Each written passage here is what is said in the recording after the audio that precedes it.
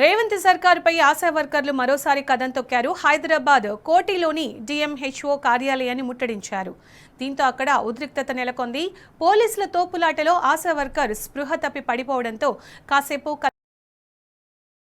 జీతాలు ఇవ్వడం లేదని, 18,000 కనీస వేతనం సమస్యలు పరిష్కరించాలని నిరసన వ్యక్తం చేశారు. అయితే శాంతియుతంగా నిరసన తెలుపుతున్న ఆశాలను పోలీసులు ఈడ్చుకెళ్లారు. అప్పుడే ఓ ఆశా వర్కర్ స్పృహ తప్పి పడిపోయారు. వెంటనే ఆమెను అంబులెన్స్లో ఆసుపత్రికి తరలించారు.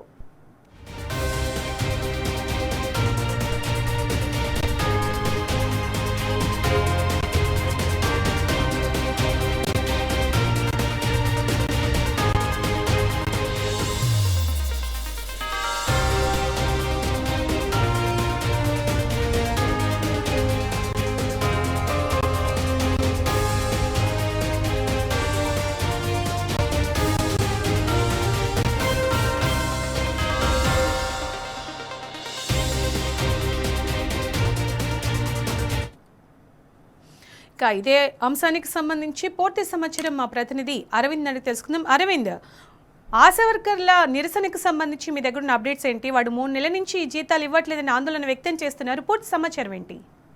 సుమిత, ఏదైతే చూసుకుంటే రాష్ట్ర ప్రభుత్వం తీరుపై ఆశా వర్కర్లు మండిపడ్డారు.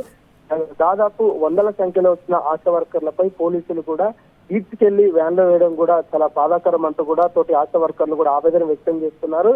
వారికి 3 నెలల నుండి కూడా ప్రధానంగా వేతనాలు చెల్లించకపోవడం, కనీస వేతనం 18,000 కూడా కేటాయించాలంటూ డిమాండ్ చేశారు. గతంలో కూడా ప్రభుత్వాన్ని అనేక సార్లు అడిగినా కూడా ఒక్కసారి కూడా పట్టించుకున్న పాపన పోలేదంటూ కూడా ఆవేదన వ్యక్తం చేస్తున్నారు. ఆశా వర్కర్లు కూడా రాష్ట్ర ప్రభుత్వం వెట్టి చాకిరి చేసుకుంటుంది, కానీ ఎలాంటి వేతనాలు కూడా లేవంటూ కూడా మండిపడుతున్నారు. గతంలో కూడా ఆరోగ్య శాఖ మంత్రికి కానీ అటు రాష్ట్ర ప్రభుత్వం కానీ ఎన్నిసార్లు కూడా మొరపెట్టుకున్నా కూడా పట్టించుకున్న పాపన కూడా పోలేదంటూ కూడా ఆవేదన వ్యక్తం చేస్తున్నారు. కోటిలో డిఎంఎన్హెచ్ఓ కార్యాలయం ఎదుట కూడా ఇప్పటికే ఆశా వర్కర్లు కూడా భారీగా ధర్నా నిర్వహించారు. వందలాది సంఖ్యలో కూడా పోలీసులు కూడా మోహరించారు.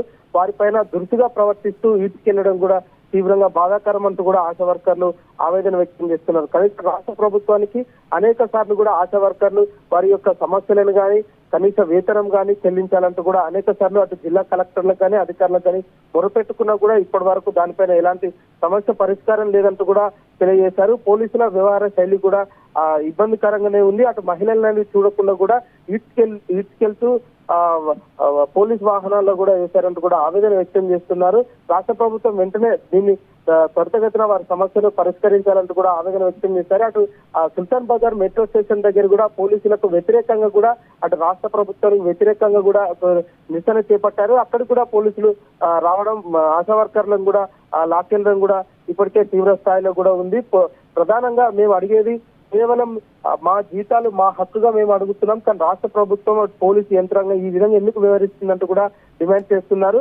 గతంలో కూడా డిఎంఎన్హెచ్ఓ గారికి అనేక సార్లు కూడా రిప్రజెంటేషన్ ఇచ్చాం. ఆశా వర్కర్ల పరిస్థితి అస్తవ్యస్తంగా ఉంది, కుటుంబ పోషణ కూడా ఇబ్బందికరంగా ఉందంటూ కూడా ఆవేదన వ్యక్తం చేస్తున్నారు. కేవలం మా జీతం మేము హక్కుగా అడిగినందుకు మా పైన ఇంత దౌర్జన్యంగా వ్యవహరిస్తున్నారంటూ కూడా ఇప్పటికే ఆవేదన వ్యక్తం చేస్తున్నారు. రైటర్